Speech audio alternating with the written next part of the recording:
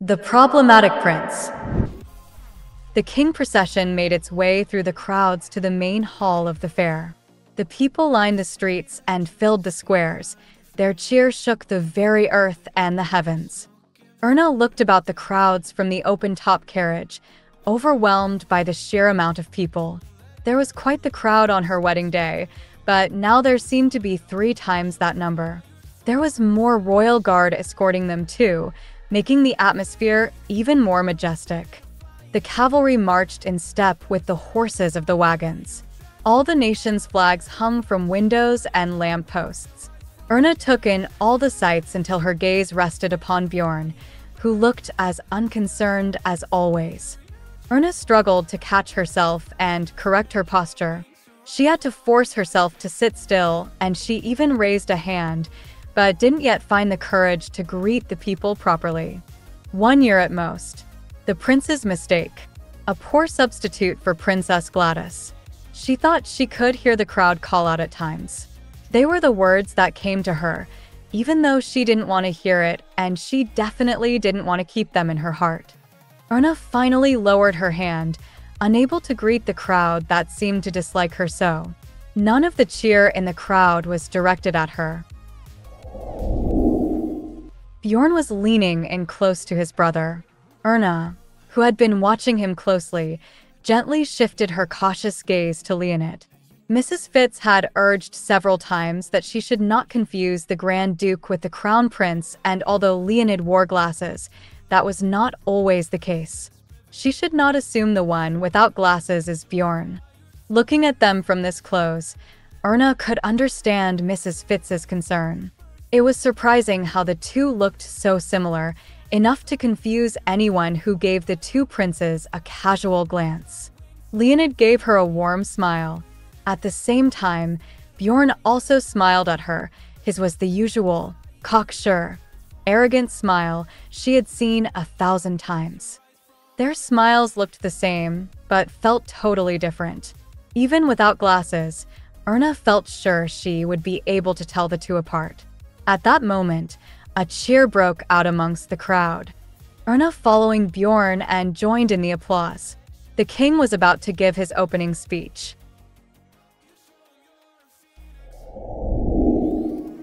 Philip III was famous for his natural oratory skill. He opened the Schubert exposition with a speech that drew out the enthusiasm of the crowd. As the largest participating country of the fair, that contributed the most innovative technologies, all the crowd was excited to see what was on display, the Grand Duchess more than anyone. Bjorn looked down at his wife with a smile. Her eyes were so big and bright with curiosity, even as she tried to preserve at least some dignity. When it was time to take the commemorative photo, Bjorn quietly escorted his wife over, who had been busy looking over the exhibition halls. It was a composition of 5 siblings lined up with the king and queen sat front and center. Erna stood alongside Bjorn, behind the queen. Erna looked at the assembled people. They all had platinum blonde hair. The Duke Heine, Princess Louise's husband, was also blonde, though it was a little darker. So had been Princess Gladys. The whispered words of the servants of the palace always said that the royals preferred people with blonde hair, to maintain the same hair color for generations and maintain the symbol of the Dniester family. Even her hair didn't fit in here. Erna tried to ease her beating heart, but even as she tried, she noticed other little things, like how everyone of the royal family were far taller than her, even the women. She felt like a weed surrounded by trees, a misplaced marble. She suddenly felt sad because she didn't fit in anywhere. Princess Gladys did. She melded into the royal family with ease. She had confidence and was beloved by the people. "Get ready," the photographer said. Erna opened her eyes, which she had been squeezing shut against the barrage of doubt, and sat up straight. After much consideration, she lifted her heels so that she raised up on tiptoes. As she rose up, Bjorn noticed and placed a hand on her shoulder, pressing her down. Erna tried her best to push against his pressure, but it wasn't easy to match his strength. It would be nice if he just pretended he didn't notice. He was such a cruel man at times. Erna eventually gave up and stood properly. 1. The photographer went under the black cloth. 2. Erna moved in close to her husband. 3. At that moment, she raised her chin instead of her heels, and the flash popped. Once the opening ceremony was done, the crowds moved around and explored the exhibitions freely. Erna followed her husband around. After moving past a huge steam engine that was said to be powering the whole fair, they found themselves at an exhibit of industrial machines that were moving by themselves. It was so bizarre to see so much stuff made of metal, but Bjorn seemed quite happy. He spoke to the director of each exhibit, asking them a myriad of questions about how they expect their inventions to fit into society and how they will change the world. They said words Erna had no understanding of, but she listened attentively. People these days make everything with machines, Erna said, noticing a machine that was playing music. It was a small machine called a phonograph, and it imitated the sounds of a piano. It was amazing, but at the same time, a little creepy. Bjorn decided that he wanted to buy it. After examining more machines, Bjorn led Erna to something called a telephone. It was said that it would allow people to talk to each other over large distances, but she couldn't understand it. By the time Erna was getting bored of the exhibits and inventions, they arrived at a booth that had been set up by a typewriting company. Without even realizing, Erna was frozen to the spot and looked at the new typewriter developed using Lichen's technology. Bjorn almost missed Erna stopping. "What's up? Do you want to become a typist?" "What's that?" Erna said, turning her head but not looking away from the woman demonstrating the typewriter. "The machine is writing so fast." Erna was genuinely thrilled. The Grand Duchess was obsessed with the typewriter. Bjorn gazed at her interestingly. She looked like a completely different woman. The person demonstrating did not want to miss the opportunity, so offered Erna to try the typewriter. Bjorn figured Erna would refuse, but she cautiously approached and pressed a key. A delicate-looking arm struck out and stamped the paper with a letter. "It's writing. Bjorn, look." Erna laughed and pointed to the paper. A smile burst onto Bjorn's lips as he admired his wife's enthusiasm. Erna was finally happy and she looked beautiful. That was enough for him. After leaving behind all the cold iron, she arrived in a land filled with all kinds of rare and beautiful things. There, Erna became like a character in a fairy role. Faraway lands in the east and the desert, myriad undiscovered kingdoms, rare and lovely flora, and bizarre and unusual fauna.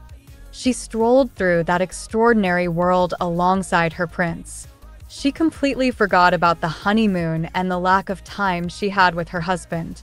The time she was now spending with Bjorn had supplanted those unpleasant memories.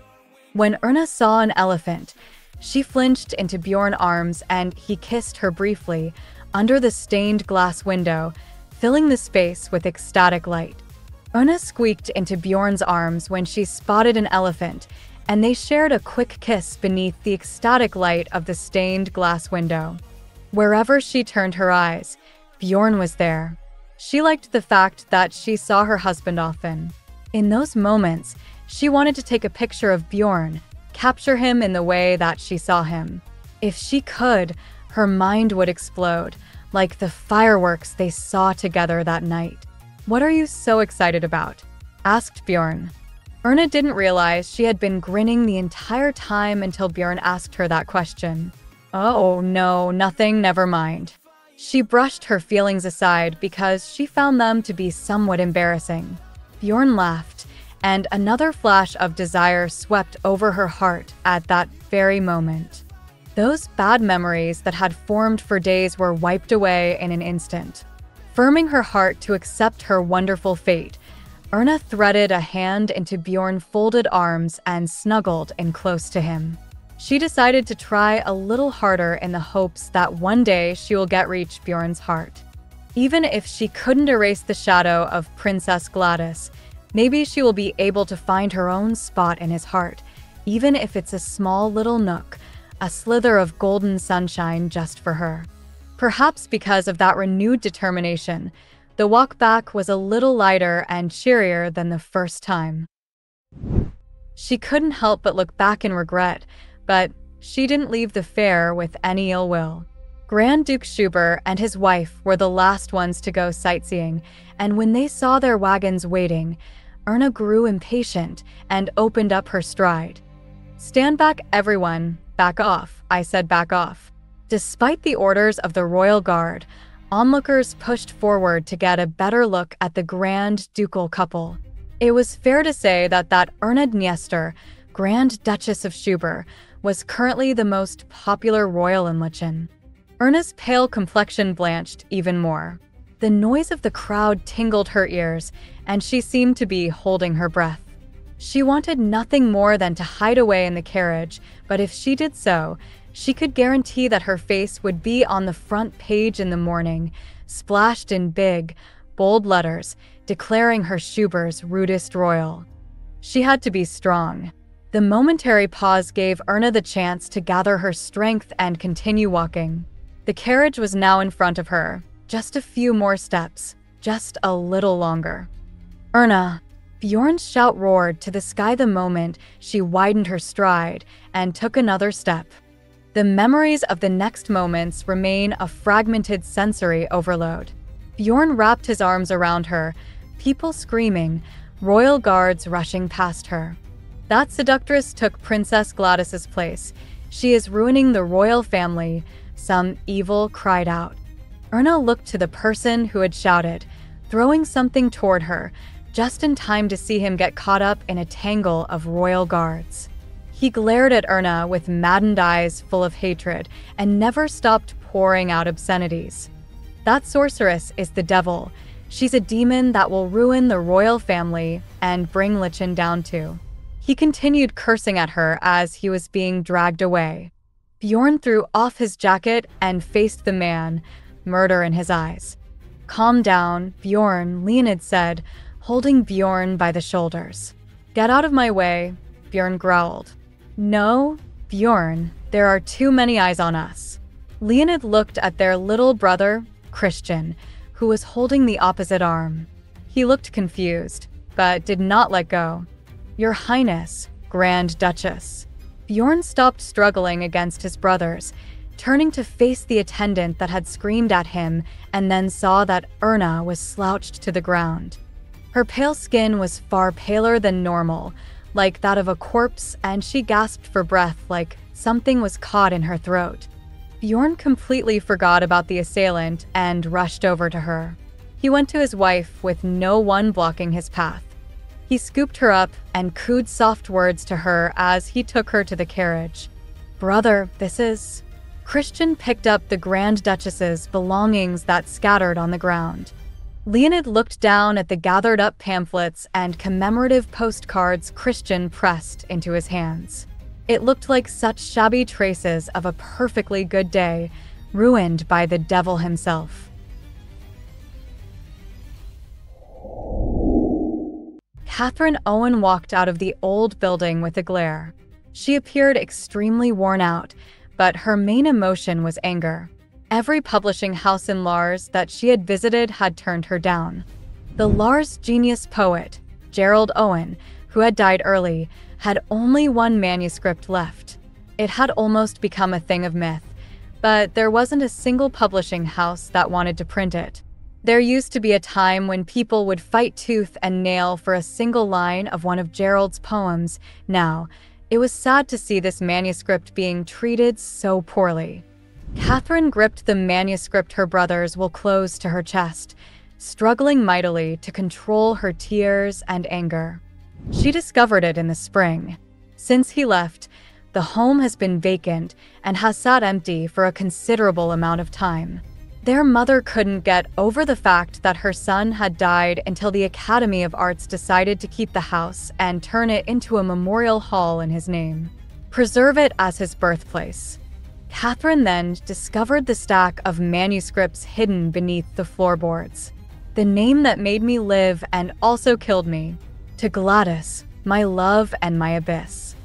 Once Catherine had opened up the bundle, sealed with wax, she saw the tributary front page written with force.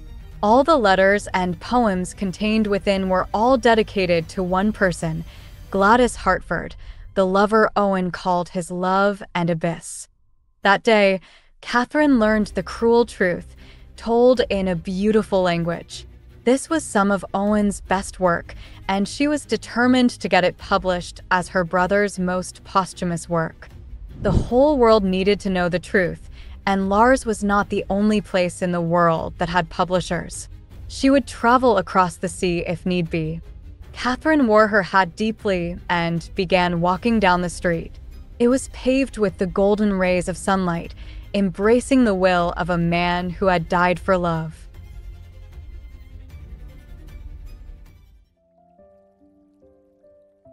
Erna closed her eyes and basked in the deep silence. Not long after, there was the sound of the bedroom door opening. Bjorn came into her bedroom. Erna looked like she was fast asleep. He was rather relieved. Maybe it was better that she didn't wake up, rather than looking at each other in the dim light, not finding anything to say to each other. Bjorn looked at his wife in the darkness of the early evening. The doctor said there was no major health problems, and it was just all shock of the events. He knew that well enough, but he was still nervous. It was just all the fuss. An absurd crime committed by an insane person. The culprit had been arrested and would soon receive his punishment. Fortunately, Erna was not hurt, so all he had to do was forget about it and move on. Perhaps he was simply checking in to make sure everything was fine, he thought as he looked at the long shadows of the long lashes of Erna's eyes.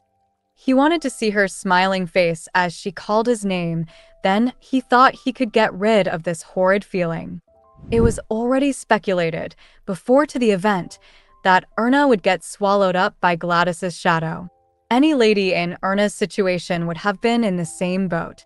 Gladys, the unfortunate crown princess, has become a legend in the eyes of the people.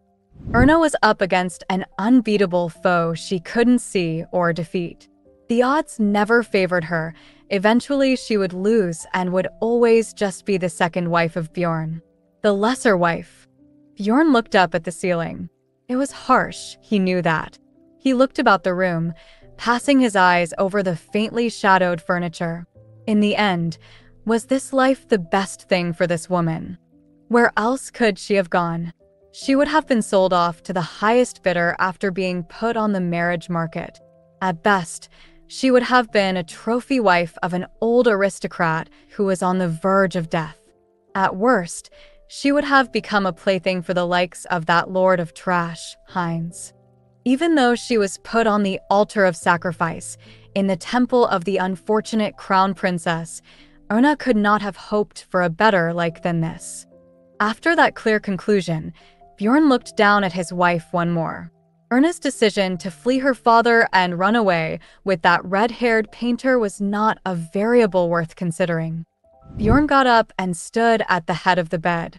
He saved this woman from a terrible fate and gave her the best life possible. As that realization dawned on him, he let out a slow sigh. The Temple of Gladys was built on strong foundations, and so long as he kept her secret, Lars would compensate him. It was impossible to bring that temple down. His second wife would have to sacrifice herself on the altar for years to come, and perhaps for the rest of her life. But there was so much compensation he could give her, and he would give her everything she asked for. He leaned over and placed a delicate kiss. The memory of her sparkling eyes that had been looking at him all day long were a source of solace. He knew that tomorrow, Erna would look at him with those same eyes. It was the greatest gift this woman had given him yet. Bjorn slipped out of bedroom without a sound. Before he closed the door, he completely erased the feeling that suddenly came over him.